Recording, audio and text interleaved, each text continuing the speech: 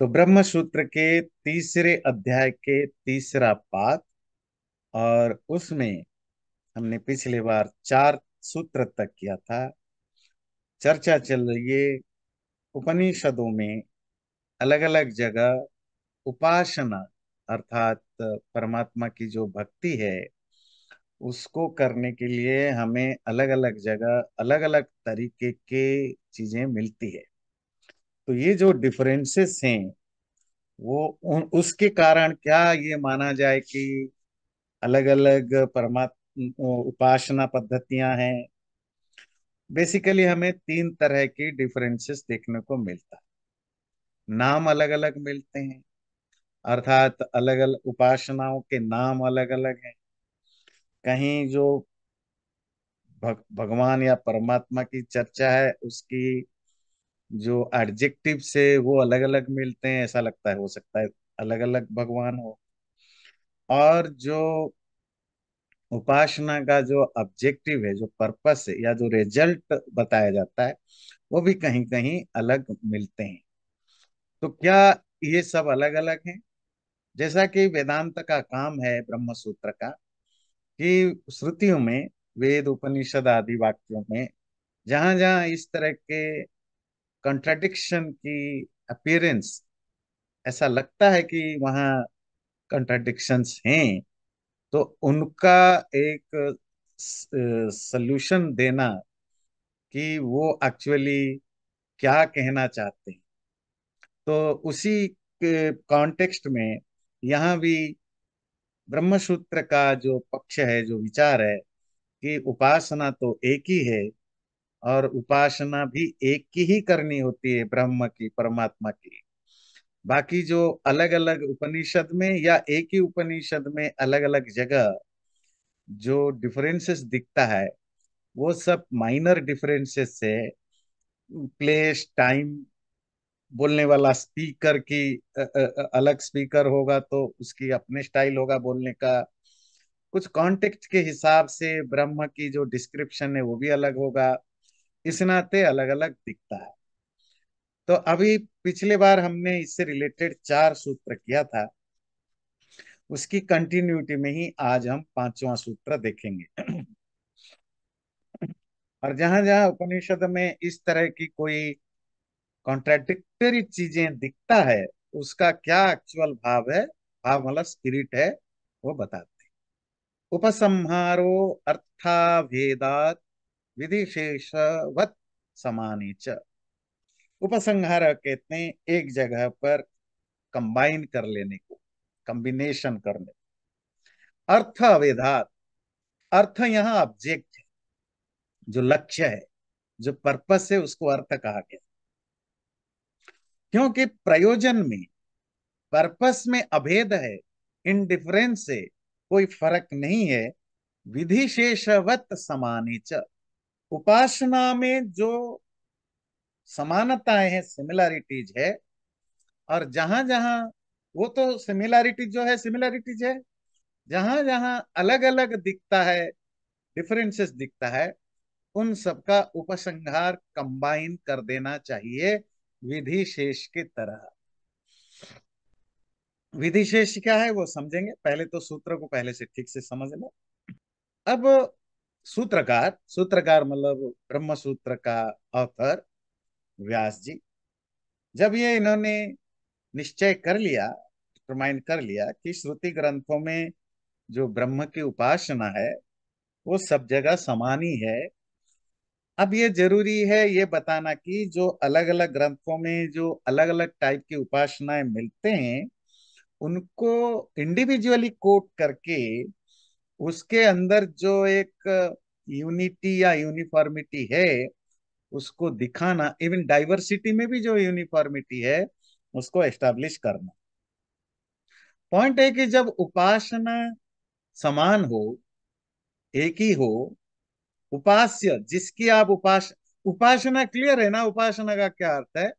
भक्ति, किसी के प्रति, परमात्मा के प्रति, भगवान के प्रति जो आपकी भक्ति है, जो आप मेडिटेशन, भक्ति, जो कुछ भी, आजकल तो वो ज्ञान योग, कर्म योग बखेड़ा शुरू कर दिया।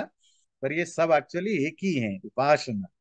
भक्ति भी उसका एक कंपोनेंट है, ज्ञान उसका एक कंपोनेंट है, कर्म एक उसका कंपोनेंट है, योग उसका एक कंपोनेंट है, सब मिला के जो बनता है उसको उपासना कहते हैं। अब गुरुओं को जब अपनी अपनी एस्टेब्लिश करना होता है, तो सेक्ट बनाना होता है, तो फिर अलग अलग करके रख दिया, क्योंकि उनको उनको अपनी दुकान चलानी है। पर ये तो एक नया फिनोमेना है। पर सनातन धर्म के मूल शास्त्रों में ना ये ज्ञान, ना कर्म, ना भक्ति, ना योग कोई अलग अलग नहीं है। ये सब का कॉम्बिनेशन को उपासना कहते हैं। इवन जो गीता में भी आप मोस्टली गीता पढ़ने के बाद कंफ्यूजन होता है, और वो कंफ्यूजन क्रिएट कराया गया। गीता चैप्टर वाइज उन चीजों को डिस्कशन करता है, पर मूल मूल विषय तो गीता का भी उपासना है। परमात्मा को कैसे पाया जाए, परमात्मा को या ब्रह्म को पाने की जो तरीका है उसी को उपासना कहते हैं।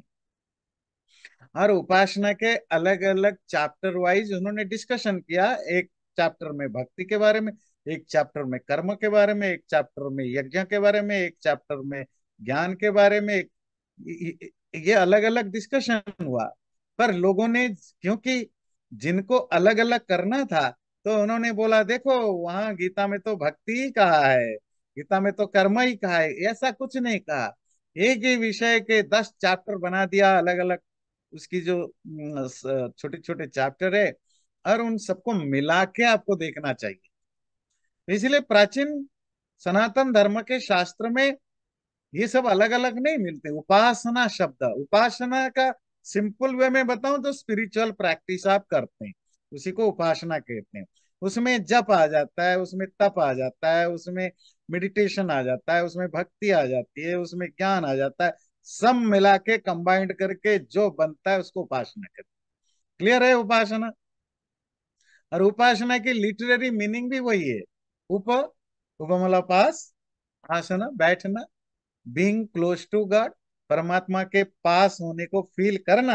ये फील करना कि परमात्मा is very much close to me, I am very much close to God, इसी को उपासना कहते हैं। और ये कैसे होगा? ये इंटरनली होगा। ठीक है, इसी को उपासना कहते हैं। आज की भाषा में कहें, जो भी स्पिरिचुअल प्रैक्टिस करते हैं। तो जो उपासना एक ही है, और उपासना जिसकी की जाती है परमात्मा ब्रह्म, वो भी एक ही है।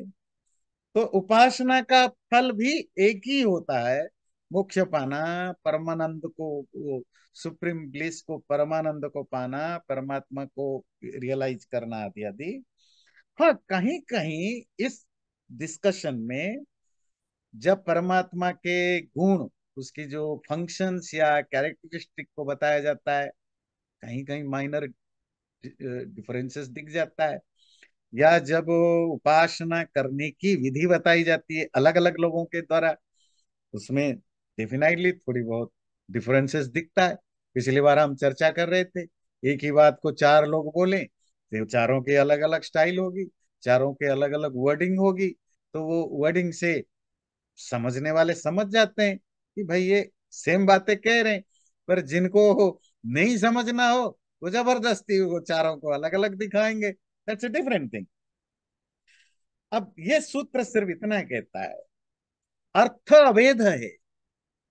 अर्थ कहते हैं जो प्रयोजन है, जो पर्पस है उपासना का, वो सब जगह भेद नहीं है, इनडिफरेंस है। तो फिर जहां जहां हल्की हल्की डिफरेंसेस दिखता है, उनको उपसंहार कर लो, कंबाइन कर लो। कंबाइन कैसे कर लो? सपोज एक जगह बताया गया, किसी ऋषि ने ये चर्चा की, सर्वव्यापक सर्वेश्वर परमात्मा की उपासना करो। ठीक है। दूसरे कहीं लिखा कि प्राण स्वरूप की उपासना करो। अब ये प्राण, आपने पहले पढ़ा है, प्राण का अर्थ भी परमेश्वर के अर्थ में भी यूज हुआ है। तो वहां जो प्राण स्वरूप परमात्मा, ये जो सर्वव्यापक सर्वाधार परमात्मा दो जगह अलग अलग है, इन दोनों को कंबाइन कर दो, प्रॉब्लम सॉल्व। कि वो जो प्राण स्वरूप सर्वव्यापक सर्वांतर्यामी परमात्मा, बात हो गई। अगर कहीं लिखा है कि परमात्मा को पाने के लिए तुम्हें अपने मन को एकाग्र करना पड़ेगा। तो आप चले एकाग्र करने, कंसंट्रेट करने। 4-5 पेज के बाद लिखा है, उसको जब तक तुम्हारा चरित्र ठीक ना हो, तुम्हारे कंडक्ट अच्छा ना हो, तुम उसको जान नहीं सकते हो। फिर किसी को लगा अच्छा ये तो अलग तरीका है भाई, मतलब आपको, आप स्पिरिचुअल प्रैक्टिस का मतलब होता है कंडक्ट को प्यूरिफाई करना। तीसरे जगह कहीं लिखा ओमकार का जप करना जरूरी होता है उपासना में। तो आप पकड़ के बैठ गए, मैं तो जप करूंगा। ब्रह्म सूत्र कहता है इस तरह के जो माइनर डिफरेंसेस है उनको कंबाइन कर दो, आपको सही अर्थ मिल जाएगा। क्या कंबाइन कर लो? ओम की जप भी जरूरी है, कंडक्ट को प्यूरिफाई करना भी जरूरी है, मेडिटेशन करना भी जरूरी है। इन सबको मिला दो। वो कहानी, जो पॉपुलर कहानी सुनते हैं ना हाथी वाली, तो आप हाथी के, वो जो अंधे लोग घूम रहे थे, हाथी कैसा है, तो पैर पकड़ लिया उसका। अच्छा हाथी तो पैर, आपको वो डंडा जैसा होता है, वो पेड़ जैसा होता है। किसी ने सूंड पकड़ लिया, बोला डंडा जैसा होता है। कान पकड़ लिया कि तो उसके तरह, सीप के तरह होता है। तो एक आंख वाला व्यक्ति ने बोला सबको मिला दो, जो है वो ही हाथी है।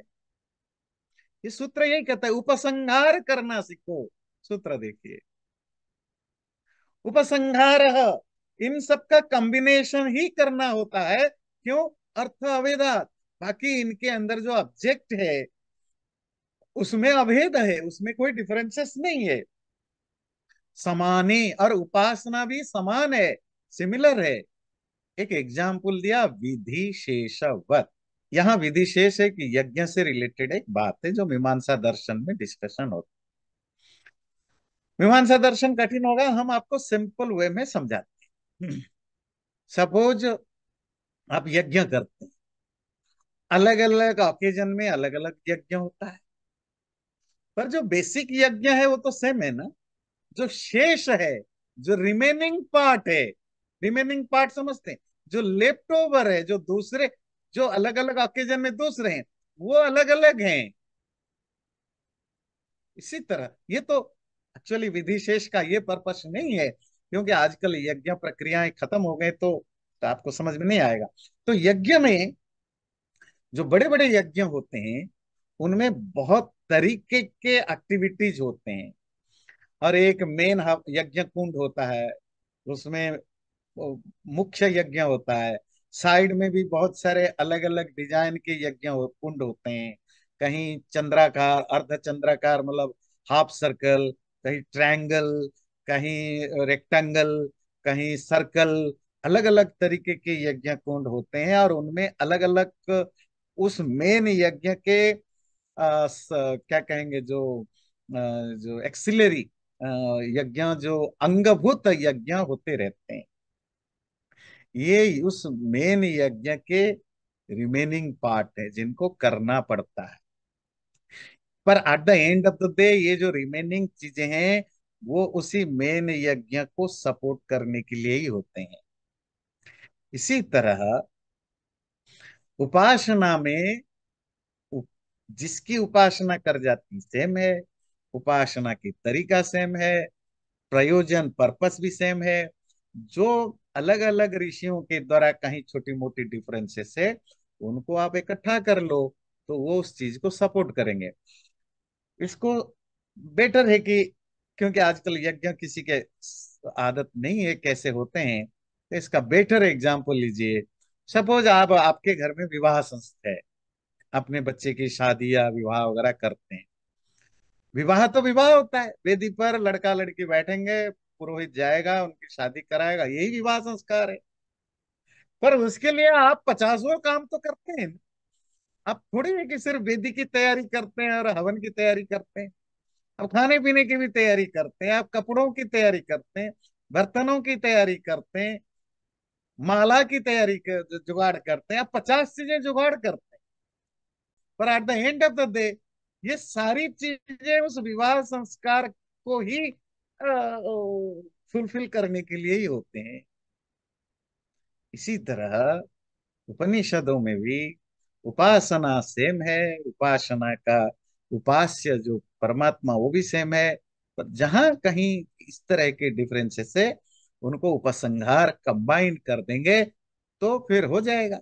और ये कॉम्बिनेशन ही करना चाहिए, इनको अलग अलग नहीं देखना। अगला सूत्र है, अन्यथा त्वम शब्दादिति चेत न अविशेषात। यदि ऐसा कोई कहे कि शब्दात, शास्त्रों के शास्त्रों के जो वर्णन है, शास्त्रों में जो डिस्क्रिप्शन है, उसके कारण अन्यथात्व, डिफरेंसेस होते हैं। क्योंकि शास्त्रों में अलग अलग जगह अलग अलग चीजें बताए गए हैं, तो हम उनको अलग अलग ही मानेंगे। अगर अलग अलग मानेंगे तो उपसंहार कॉम्बिनेशन का कोई स्कोप ही नहीं रहेगा। क्योंकि वहां अगर आप ऐसा मानते हो, ना, सूत्रकार कहता है, सूत्रकार मतलब ऑथर कहता है ना, ये ऐसा सोचना गलत है। क्यों? अविशेषात, उसमें कोई भी विशेष, कोई भी स्पेशलिटी, या कोई भी एक्सक्लूसिवनेस, या कोई भी डिफरेंसेस नहीं होने से ऐसा सोचना गलत। क्या भाव है? शब्दात, शास्त्रों में अलग अलग क्यों मानते हैं? क्योंकि उस तरह के वर्डिंग है। क्या वर्डिंग है देखते हैं। बृहदारण्यक उपनिषद 147 में एक सेंटेंस है, आत्मेत्येवोपासित, आत्मा इति एव उपासित। वो जो आत्मा मतलब परमात्मा, उसी को, एव एव मतलब इंडीड, मेरेली, श्योरली, उस आत्मा या परमात्मा को ही उपासना करनी चाहिए। यहाँ जो स्ट्रेस दिया गया वो एव, एव। मुंडक उपनिषद में 2:2-5 में, तमेव एकम जानथ आत्मनम, उस अकेले परमात्मा को ही जानो।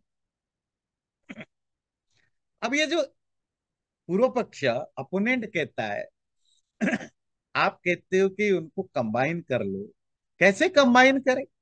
इन्होंने यह एवं लिख रखा है, एवं समझते हैं ओनली। और जहां ओनली लिखा होता है वहां फिर चॉइस नहीं होता है। अगर यहाँ लिखा उस परमात्मा को ही उपासना करनी है, इसका मतलब है कि जो दूसरे तरह की, जो दूसरे उपनिषद में कहीं ब्रह्म लिखा, कहीं और कुछ लिखा, उनकी उपासना नहीं करनी है। और कठोपनिषद में जिस ब्रह्म का जिस तरह के डिस्क्रिप्शन है, उसी तरह के ब्रह्म का ही उपासना करना।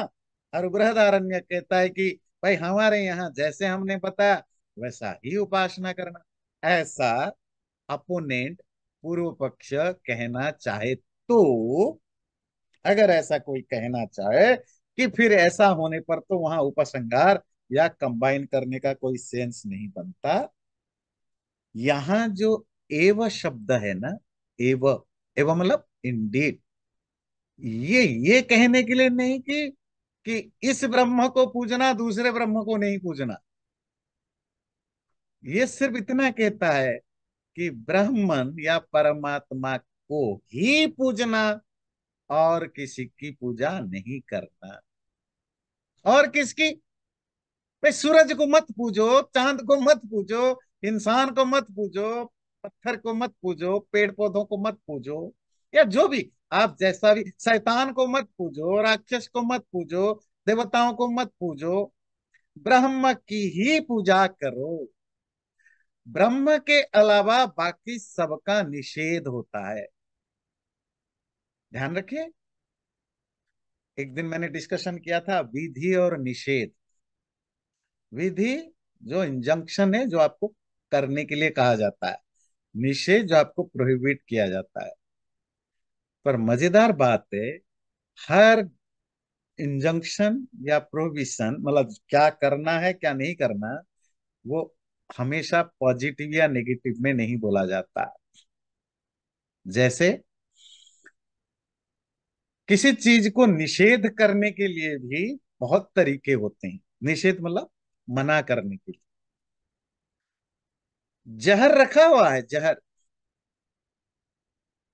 और मैं आपको कहूं जहर मत खाना, मर जाओगे, ये निषेध है? आपको समझ में आया? पर मैं कहूं जहर खाने से लोग मर जाते हैं, आगे मैंने कुछ नहीं बोला, क्या ये निषेध वाक्य नहीं है? रोकने के लिए स्टेटमेंट नहीं है? है। पर ये सेंटेंस कहने की तरीका पॉजिटिव स्टाइल है। मैं कहूं जो भी जहर खाता है उसको मरना ही होता है। देखिए, मैं पॉजिटिव सेंटेंस यूज कर रहा हूं। मैं ये नहीं कह रहा हूं कि मत खाओ, खाना नहीं चाहिए।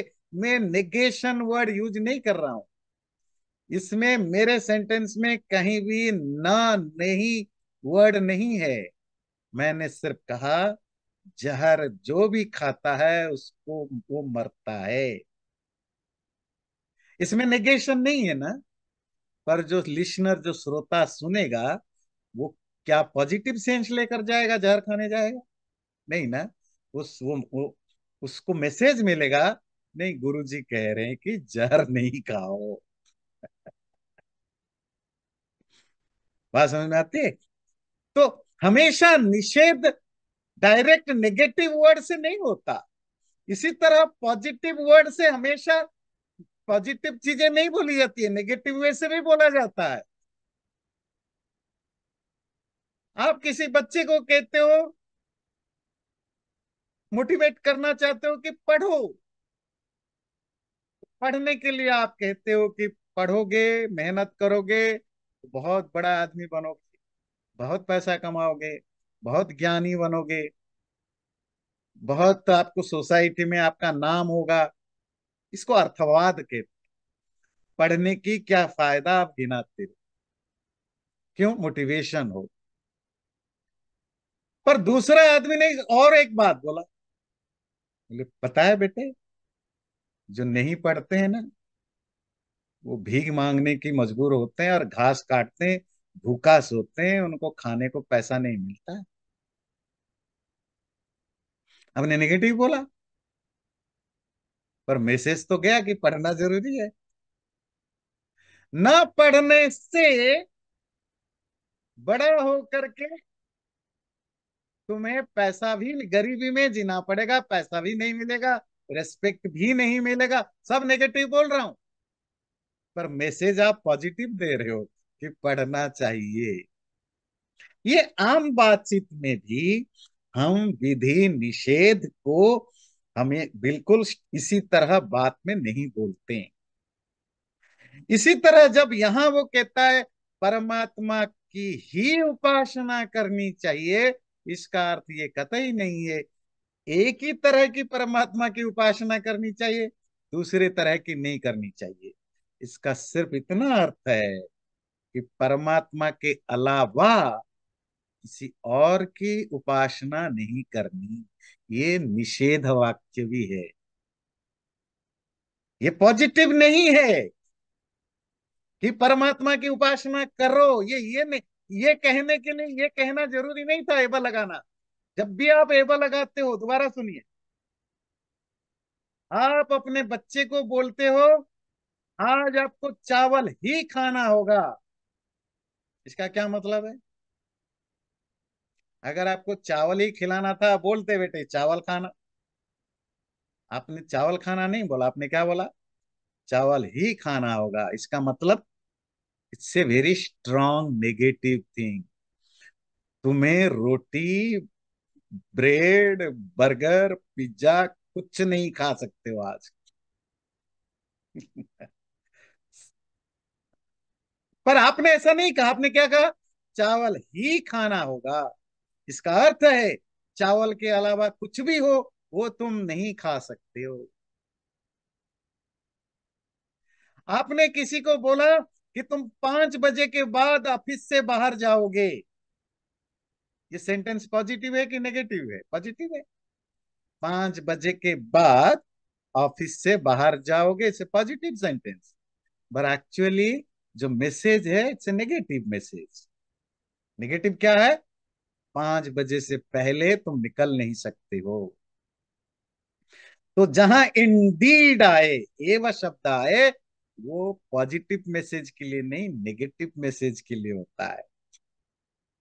जब कहा कि आत्मा की ही पूजना है, मतलब आत्मा के, आत्मा मतलब परमात्मा, परमात्मा के अलावा और किसी की उपासना नहीं करनी, बस इतनी सी अर्थ है। इसका अर्थ नहीं कि एक आत्मा को पूजना दूसरे को नहीं। इसी तरह श्वेताश्वेतर उपनिषद 6:11 में, साक्षी चेता केवलो निर्गुणश्च, वो परमात्मा या आत्मा, आत्मा कहने से परमात्मा भी समझ में आता है, वो साक्षी है, वो डिटाच्ड विटनेस से, बिना किसी में इन्वॉल्व हुए सिर्फ विटनेस करता है। चेता, चेतन, कॉन्सियस से, चैतन्य स्वरूप है। केवल, वो एब्सोल्यूट है। निर्गुण च, और वो गुण रहित है। अब यहाँ गुण रहित का सिर्फ, इसका निर्गुण का अर्थ ये नहीं है परमात्मा में कोई गुण नहीं है। नहीं, परमात्मा में बहुत सारे गुण है। सर्वज्ञता, ओमनीसियंसी, ओमनीपोटेंसी, सर्वशक्तिमत्ता, सर्वव्यापक, ओमनीसिए, ओमनी प्रेजेंस, ये सब गुण है तो परमात्मा में है। तो यह निर्गुण क्यों कहा? निर्गुण का यहां से अर्थ है 3 गुण। ये जो जड़ तत्व है, जो मैटेरियल वर्ल्ड है, प्राकृतिक, प्राकृतिक समझते हैं, प्रकृति से ओरिजिनेटेड चीजें। प्रकृति का क्या है? सत्व, रज, तम, इन 3 गुणों का जो कॉम्बिनेशन है, उसको फिलोसॉफिकली हम क्या कहते हैं? प्रकृति। तो उस प्रकृति से जो कुछ भी बना है वो त्रिगुणात्मक है, वो गुणी है। जरूरी नहीं कि यही अर्थ है, दूसरी जगह दूसरे गुणी का दूसरा अर्थ है। तो परमात्मा चेतन होने से निर्गुण है, क्यों? क्योंकि उसमें जड़ का स्वभाव नहीं है। और जड़ का दूसरा नाम क्या है? त्रिगुण। ये क्लियर है ना? सत्व, रजत, तम। आप में से ज्यादातर गीता काफी पढ़ चुके हैं, ब्रह्म सूत्र भी अभी तक बहुत पढ़े हैं, उपनिषद पढ़े हैं। तो त्रिगुण, तो ये जो मैटेरियल वर्ल्ड है उनको उनको त्रिगुणी कहते हैं, क्योंकि उसमें सत्व, रजत, तम होते हैं। परमात्मा में त्रिगुण नहीं है, क्योंकि वो जड़ नहीं। त्रिगुणात्मकता वो सिर्फ जड़ वस्तु के होते हैं। इस नाते परमात्मा निर्गुण है, क्योंकि उसमें सत्व, रजत, तम वाले गुण होता नहीं है, क्योंकि जड़ नहीं होता। इसी तरह जहां जहां कंफ्लिक्ट और कंफ्लिक्ट पॉइंट है, जैसे बृहदारण्यक उपनिषद में उद्गीत विद्या है। उद्गीत विद्या क्या है अभी बताऊंगा। छांदोग्य उपनिषद में भी उद्गीत विद्या है। दोनों जगह जो डिस्क्रिप्शन है मोस्टली सेम है, थोड़ी बहुत डिफरेंसेस है। जो थोड़ी बहुत डिफरेंसेस है वो सिर्फ कैरेक्टरिस्टिक की डिफरेंसेस है। अलग अलग वक्ता, अलग अलग ऋषि बोलने के कारण अलग अलग स्टाइल में बोलते हैं। बृहदारण्यक उपनिषद में एक, और एक छांदोग्य उपनिषद में एक बड़ी इंटरेस्टिंग स्टोरी आती है। दोनों उपनिषद उद्गीत की चर्चा करते हैं। चलो, बार बार उद्गीत आता है, पहले आपको उद्गीत ही समझा देते। आप में से किसी को पता है उद्गीत क्या चीज है? बोलिए अनम्यूट करके, मधु जी। हाँ। आचार्य जी, उद्गीत का मतलब है ओम को गाना ऊंचे ऊंचे अच्छा। स्वरों में। हाँ हाँ, ठीक ठीक ठीक। ओमकार का एक, ओमकार की एक दूसरा नाम होता है उद्गीत। और ओम के एक प्रॉपर स्टाइल में जब बोला जाता है तो उसका नाम उद्गीत होता है। उद्गीत, उद्गीत। उत मतलब ऊंचा, गीत जो है वो गान से आया, बोलने से ऊंचा बोला जाता है। सामवेद के उपनिषदों में, सामवेद के जितने भी उपनिषद है उन उपनिषदों में ओमकार को उद्गीत कहा गया है। उनमें एक उपनिषद है छांदोग्य उपनिषद। यस। और छांदोग्य उपनिषद शुरू ही होती है इसी से। छांदोग्य उपनिषद एक एक एक एक एक एक समझ रहे हैं ना। पहला मंत्र है ओम इत्येतदक्षरम उद्गीतम उपासित ओम इति ही उद्गायति। ओम, ये जो परमात्मा अक्षर है, अविनाशी है, उसी को उद्गित उपासना करो। और ओम क्या है? ओम को उद्गित क्यों कहा? खुद कह रहे हैं ओम इति ही उद्गायति, क्योंकि ओमकार को ऊंचे ऊंचे बोला जाता है। ये एक स्पेसिफिक ट्रेडिशन है, सामवेद की ट्रेडिशन, जहां ओम को एक पर्टिकुलर वे में गाया जाता है और ऊंचे स्वर में गाया जाता है, उसको उद्गीत कहते हैं। तो क्या उद्गीत और ओम अलग हो गए? क्वेश्चन ये है। बोले नहीं, वो सामवेद की ट्रेडिशनल स्टाइल है। ओम को ऊंचा, जब ऊंचे रूप में सामवेद के स्टाइल में ओम को गाया जाए, उसको उद्गीत कहते हैं। पर इसका अर्थ ये नहीं है कि उद्गीत और ओम दो अलग अलग हो गए। छांदोग्य उपनिषद कहता है उद्गीत की उपासना करो। मांडुक्य उपनिषद कहता है, मांडुक्य उपनिषद क्या कहता है? ओम की उपासना करो। तो क्या दो? अब जो नहीं समझा या जो अपोनेंट है वो तो आर्ग्यू करेगा, भाई मांडुक्य उपनिषद का कहना है ओम की उपासना करना, ये डिफरेंट टाइप ऑफ उपासना। छंदोग्य उपनिषद कहता है उद्गीत की उपासना करना, ये दो वो अलग उपासना। क्या दोनों अलग अलग है? बोले नहीं, ओम इत्येतदक्षरम उद्गीतम उपासिता, ओम जो अक्षर है वही उद्गीत है। बात समझ में आई? उद्गीत क्या चीज है? ओम को, ओम का और एक नाम है प्रणव, है ना। तो पतंजलि योग दर्शन में भी प्रणव लिखते हैं, तस्य वाचक प्रणव तज्जप तदर्थ भावनम। परमात्मा का जो नाम है वो प्रणव है। वो परमात्मा का तो एक ही नाम है। क्या नाम है? ओम। ध्यान रखिए, आप में से बहुत लोग, हमारे यहाँ परमात्मा का एक ही नाम है, ओम। तो बाकी सब ब्रह्मा, ईश्वर, ईश, ब्रह्मा, विष्णु, शिव, महेश, शंकर, जो ये सब, ये एडजेक्टिव्स हैं। ये उसकी, उसके अलग अलग फंक्शंस, कैरेक्टरिस्टिक को डिफाइन करने के लिए बताए गए हैं। बिल्कुल वैसे जैसे मेरा नाम सूर्य नारायण नंदा, ऑफिशियली जहां भी मैं जाऊंगा मैं इसी नाम से ही जाना जाऊंगा। चलो शॉर्ट फॉर्म करके बोल देंगे सूर्य नंदा, पर ये मेरा ऑफिशियल नाम है। पर मेरे बच्चे तो मुझे सूर्यनंदन नहीं बुलाते ना, पापा बुलाते हैं। मेरी पत्नी तो मुझे सूर्यनंदन नहीं बुलाती है ना। मेरे माँ बाप तो मुझे सूर्यनंदन नहीं बुलाते हैं ना। मेरे भाई बहन तो मुझे सूर्यनंदन नहीं बोलते हैं ना।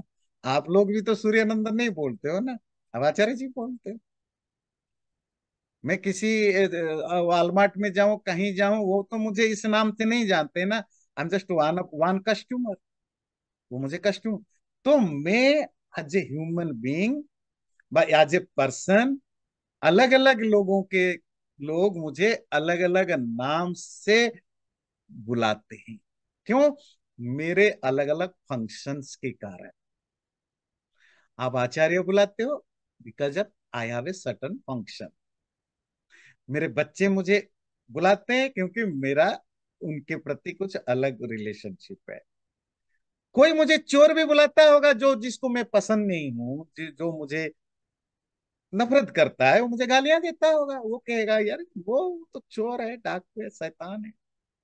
जो मुझे पसंद करते हैं वो मुझे कुछ और तरीके से बोलते हो। तो मतलब कोई भी इंडिविजुअल हो, उसको 50 लोग 50 तरीके से तो बुलाते हैं ना। रियल नाम कितने लोग लेते हैं? पर मेरा रियल नाम का मतलब एक सर्टिफाइड नाम है ना, जो सर्टिफिकेट में है, वो है सूर्यनंदा। आपके अपने अपने नाम है। इसी तरह हमारे ऋषि मुनियों ने, वेद उपनिषद आदि श्रुति ग्रंथों ने परमात्मा के लिए एक ही शब्द चूज किया है, वो है ओम। तो बाकी, पर क्या वेद उपनिषद दर्शन शास्त्रों में परमात्मा के लिए दूसरे शब्द नहीं? यहाँ तो ब्रह्म ब्रह्म करते रहते हैं। ये ब्रह्मन फिर क्या है? हाँ, ब्रह्मन उसकी एक कैरेक्टरिस्टिक है। जैसे मैं एक मनुष्य हूं, मेरा नाम सूर्य नंदा है, पर मैं एक मनुष्य हूं, मैं इंडियन हूं, मैं ब्राउन हूं, वगैरह वगैरह। परमात्मा ब्रह्म है कि सबके अंदर है, सब जगह है। वो शिव है क्योंकि मंगलमय है, वो गणेश है क्योंकि मास लीडर है, जिस ईश्वर है क्योंकि रूलर है। जो भी जिस तरह की भी आपको नाम देते जाइए, पर ये सब उसकी कोई ना कोई कैरेक्टरिस्टिक या फंक्शन को बताता है। पर सनातन धर्म में परमात्मा भगवान या ईश्वर के लिए जो नाम है, वाचक, नेम, नेम, वाचक शब्द है, वो है ओम। बस इतना फर्क है हमारे और परमात्मा के नाम में। हमारे नाम रैंडमली दिए गए, वो हमारे कैरेक्टर के साथ कोई मैच नहीं करता। ना मेरा नाम सूर्य होने से मैं सूर्य जैसा चमकता हूँ, ना इनके नाम मनोज होने से जरूरी नहीं कि वो मन को जीत, मन से पैदा हुए हो, कामदेव हो। है ना, मनोज का लिटरली मीनिंग होता है कामदेव, है ना। तो जरूरी नहीं कि जो जो वो हमारे यहाँ एक बड़े इंटरेस्टिंग कहते हैं, वो नाम है धनपति, तो बेचारा भीख मांगता है ना। पद्मलोचन, कमल जैसे आंख, उसके आंख नहीं है। किसी का नाम है तेलूराम, पर देखने में बड़ा हैंडसम है। तो हमारा नाम तो माँ बाप को जैसा ठीक लगा वैसे दे दिया, उसके साथ हमारे कैरेक्टरिस्टिक फिजिकल या कुछ कोई भी मैच नहीं करता। किसी किसी में कोइंसिडेंटली मैच कर जाए, दैट्स अ डिफरेंट थिंग, वो कोइंसिडेंट है। पर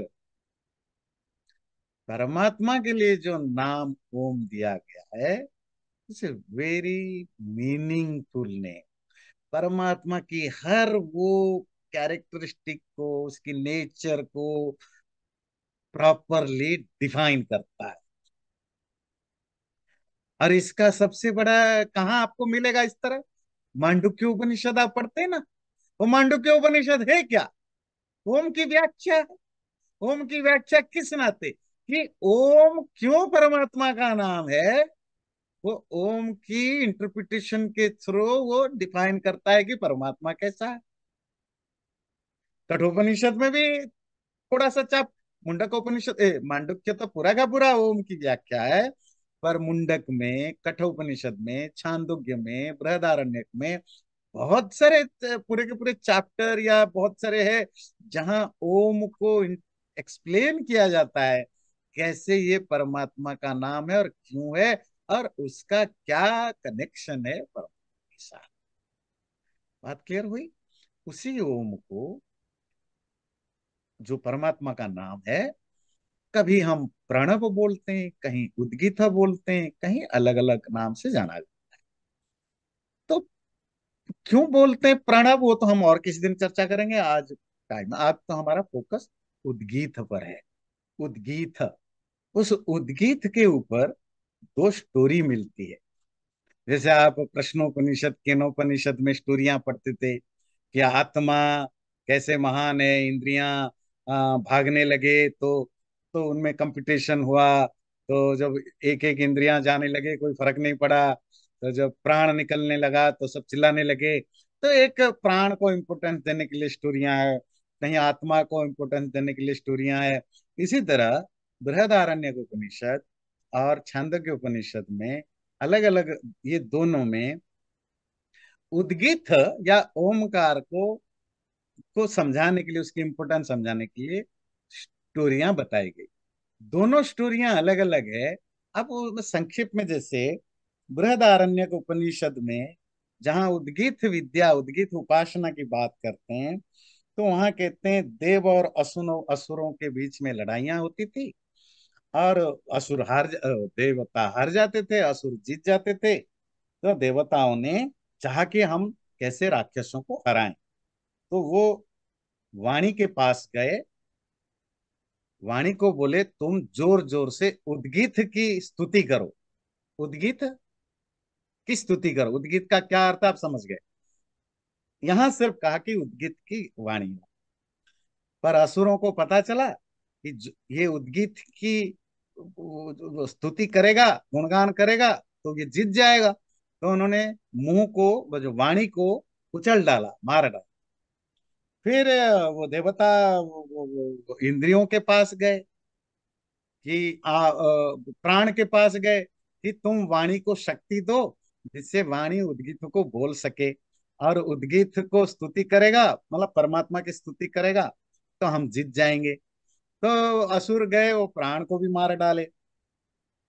तो इस तरह करके अंतिम में मुख्य प्राण मतलब आत्मा उनके पास गए।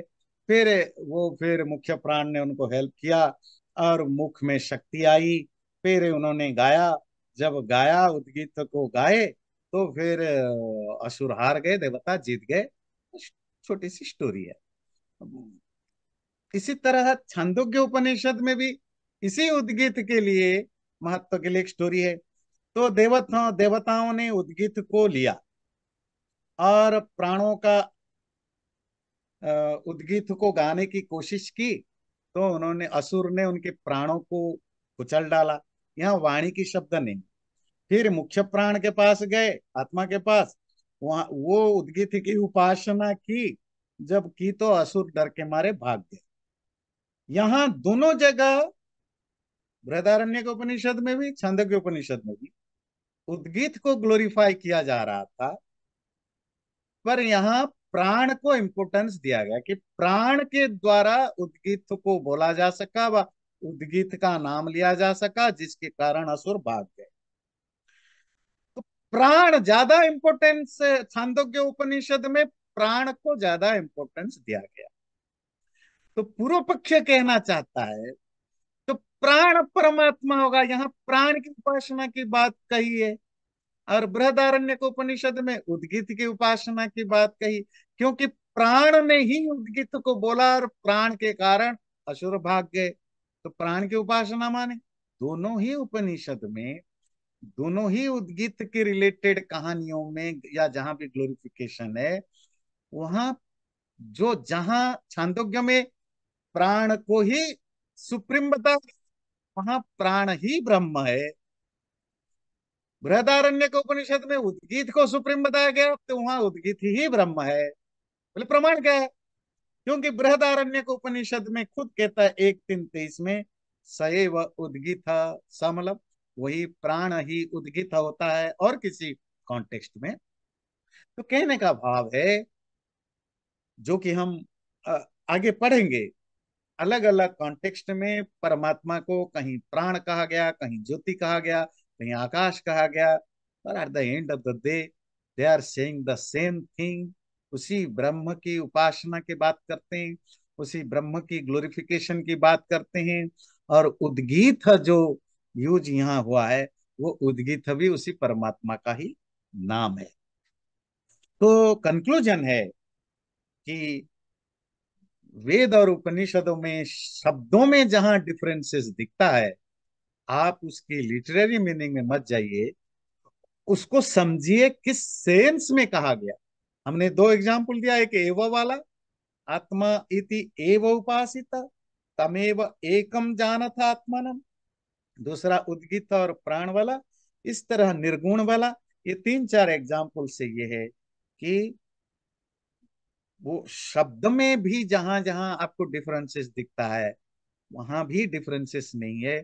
वहां भी आपको उपसंहार या कलेक्शन करके एक साथ अर्थ करने की जरूरत है। क्यों? Eight the end of the day उसमें अविशेष कोई डिफरेंसेस उसमें नहीं है। अगला कोई क्वेश्चन तो नहीं है, मैं अगला सूत्र लूं? या आचार्य जी, एक जनरल क्वेश्चन था। मुझे ये नहीं समझ में आता है कि why so late one has to understand कि सारे उपासना एक है। isn't it obvious? I mean, why do you have to कि भाई ये अलग है वो अलग है और उसको समेटा जा रहा है कि नहीं I mean, एक तरह में जनरल स्टेटमेंट था कि इतना लेट। आई मीन, जो भी अगर किसी भी विद्वान ने पढ़ा है इतना, तो उसको तो by the time he reaches here he would have understood that, नहीं? कोई भी बुक होता है ना, उसकी चार एस्पेक्ट होते हैं। ग्रंथ का टॉपिक मैटर, टॉपिक जो सब्जेक्ट मैटर, उसको कहते हैं विषय। प्रयोजन, उस टॉपिक को क्यों बताया जा रहा है, what is the purpose of the putting that particular topic. अधिकारी, इस ग्रंथ को कौन पढ़ने के लिए क्वालिफाई करता है। और संबंध, connection, connection between the qualifying person, the subject matter, the purpose of the subject matter. देखिए, परमात्मा क्या है, कैसा है, उसकी स्तुति उपासना करनी चाहिए, उसके लिए वेदांत पढ़ने की जरूरत नहीं। वो ऑलरेडी वेदों में, उपनिषदों में लिखा हुआ है। तो वेदांत जो ऑथर हैं, उन्होंने वेदांत जैसा ग्रंथ क्यों लिखा। उन क्योंकि ऐसा लगा कि ये जो अलग अलग उपनिषदों में व वैदिक सूक्तों में या मंत्रों में कहीं कहीं बहुत सारे चीजों के बारे में it seems like something contradict. वो कॉन्ट्रडिक्शन न रहे, जो कॉमन लोग जो आगे जाएंगे उसकी पूरी तरह क्लैरिटी हो जानी चाहिए। तो वो शुरू से, जैसे पहले डिस्कशन रहा परमात्मा के बारे में, ब्रह्म के बारे में, ब्रह्म क्या है उसको डिफाइन किया। उपनिषदों में, वेदों में ब्रह्म क्या है उसके ऊपर जो बातें बताई गई उसको लिया, और जहां जहां लगा कि उनमें कोई कॉन्ट्रडिक्शन दिख रहा है उसको भी सॉल्व करने की कोशिश की। फिर आया कि ऐसा लगता है कहीं कहीं कि प्राण ही भगवान है, कहीं लगता है आकाश को ब्रह्म के रूप, भगवान के रूप में पूजा गया, बताया गया। कहीं ऐसे 10 15 20 अलग अलग शब्द, जो ये ऐसा लगता है कि कहीं उपनिषद में, इस वाक्य में व वेद में, इस मंत्र में ऐसा तो नहीं कि जैसे अब वेद मंत्र हम पढ़ते हैं अग्नि मीड़े पुरोहितम, तो हमें क्या लगता है यहाँ अग्नि की उपासना की बात की गई। तो पर वेदांत का कहना है कि नहीं, at the end of the day it's only Brahman, परमात्मा ही उपासना है। तो जहां जहां आगे जाकर फ्यूचर में लोगों को डाउट हो सकता है, मिस इंटरप्रिटेशन कर सकते हैं, डिलेमा में जा सकते हैं, उन सबको खुद खुद अज्यूम करके वो पॉइंट्स को उठा करके उसका सोल्यूशन दी। तो ब्रह्म के बारे में पहले आया, फिर आत्मा के बारे में आया, फिर बॉडी के बारे में आया, फिर यूनिवर्स के बारे में आया, फिर शरीर के अलग अलग पार्ट्स के बारे में आया, फिर कर्म के चीज आया। अब धीरे धीरे आते आते हम उपासना पर डिबेट कर रहे, डिस्कशन। तो उपासना में भी जो जिस तरह की उपासना से रिलेटेड जो जो सेंटेंसेस हमें या स्टेटमेंट्स मिलते हैं, कहीं किसी को ना लगे कि इनमें कोई डिफरेंसेस है, तो जहां जहां हल्की सी भी, इवन माइनर भी डिफरेंसेस से कोई अज्यूम कर सकता है, उन सबको क्लैरिफाई कर देते हैं कि कल कोई किसी को बहाना ना मिले कि देखो उपनिषद वहां तो ये लिखा है, वहां तो ये लिखा है। इवन कुछ लोग खल होते हैं, दुष्ट प्रवृत्ति के लोग, जो डिलिबरेटली आपको कोट करेंगे, देखो आपके यहाँ तो ये लिखा हुआ है। तो वो डिलिबरेटली भी आप कोई उसको गलत तरीके से ना रख सके, तो वेदांत वहां हेल्प करेगा कि जब भी तुम वेद उपनिषद को गलत कोट करोगे, नोइंगली अननोइंगली करोगे, तो वेदांत उसके लिए एक एक तरह के स्टडी मटेरियल है, जिसको कहते हैं आपकी हेल्पिंग, वो है कि भाई वेदांत में पता करो कि वहां क्या एक्चुअली, वो किस सेंस में। इसीलिए यहाँ इस तरह के डिस्कशन चलता है। वेदांत किसी भी चीज, ये जो ब्रह्म सूत्र हम पढ़ रहे हैं, वहां किसी भी चीज का डायरेक्ट डेफिनेशन वगैरह नहीं है बाकी दर्शन शास्त्रों की तरह। क्यों? वेदांत का पर्पस ही नहीं है, प्रयोजन नहीं है अपने तरफ से कोई स्टेटमेंट या कोई सिद्धांत रखना। बस वेद और उपनिषदों के वाक्यों का अर्थ सही सही निकल सके, उसको बताए रखना। ये जैसे आप न्याय दर्शन पढ़ेंगे, वो वो डिफाइन करता है ईश्वर क्या है, ब्रह्म क्या है, वो खुद डेफिनेशन देता है, हर चीज को डेफिनेशन देता है। पर वेदांत दर्शन का वो प्रयोजन, प्रयोजन समझते हैं, वो पर्पस, गोल नहीं है कि अपने तरफ से किसी को डिफाइन करना। इसका काम है जहां जहां कॉन्ट्राडिक्शंस दिखता है या कहीं गलत कोई मिस इंटरप्रिटेशन होने की चांसेस है, उनको सॉल्व कर दे, क्लैरिफाई करना। हाँ। तो वेदांत का पर्पस ये है, इस बुक को इसीलिए लिखा गया। और आपको नहीं होगा, मुझे हो सकता है, मुझे नहीं होगा, किसी लेफ्टिस्ट को हो सकता है, लेफ्टिस्ट को नहीं होगा, किसी नास्तिक को हो सकता है। और आज नहीं होगा, 10 साल के बाद होगा, 10 साल के बाद नहीं तो 5,000 के साल बाद होगा। तो ये आपके पास एक बुक है, रेफर बुक, कि आपको जब भी कहीं प्रॉब्लम हो तो Vedanta will be there to help. इसीलिए इसका नाम पड़ा वेदांत। वेद उपनिषद आदियों की जो भाव है, अर्थ है, उसको वो समेट के संभाल के रखे। बाकी हर दर्शन का अपना अपना यूज है। जैसे योग दर्शन, वो कोई सिद्धांत की बात नहीं करता, वो कोई प्रिंसिपल की बात नहीं करता, वो प्रैक्टिस कैसे किया जाए, कैसे जो आपने पांचों दर्शन में पढ़ा उसको कैसे आप इम्प्लीमेंट करोगे, इम्प्लीमेंट करने के लिए जो जो चीजें चाहिए उसकी बातें करता है। तो हर दर्शन एक एक पर्टिकुलर प्रयोजन लेकर चलते हैं, प्रयोजन समझते हैं, purpose. Sometime you may find that बहुत सारी टॉपिक होंगे जो 6 दर्शन में मिलेंगे, पर उसको रखने के पीछे उनकी पर्पस अलग होता है। मनीष जी, मेरी बात क्लियर हो रही है? Absolutely, absolutely. आचार्य जी, एक कमेंट था एक, जैसे क्यों ये समस्या ऐसी होती है इन चीज, जब आप डिस्क्राइब करते हैं किसी ने हाथी नहीं देखा हो, आई am just giving an example, किसी ने हाथी नहीं देखा हो, उसको अगर आपको बताना है हाथी क्या है, आप उसको ले जाके हाथी दिखा दो, दैट इज वेरी इजी। अगर इजियर आप थिंग। उसको हाथी नहीं दिखा सकते तो आप उसको डिस्क्राइब करोगे। तो आप डिस्क्राइब करते हैं, आपने बोला उसकी पूंछ रस्सी जैसी होती है, मैं डिस्क्राइब करूंगा, बोलूंगी उसकी पूंछ सांप जैसी होती है। हाँ, बिल्कुल बिल्कुल। तो इस तरीके से जैसे ही एक्सपीरियंस से आप डिस्क्रिप्शन पे आते हैं, तो वहां से वो प्रॉब्लम शुरू हो जाता है। वहां से प्रॉब्लम ये शुरू हो जाती और तभी जरूरत पड़ती है उस एक्सप्लेनेशन पर एक्सप्लेनेशन, उस एक्सप्लेनेशन पर एक्सप्लेनेशन, क्योंकि जो भी आप एक्सप्लेन करोगे कोई ना कोई उसमें एक लूप होल तो रह ही जाएगा, until unless you your self है रियलाइज। एक्सपीरियंस।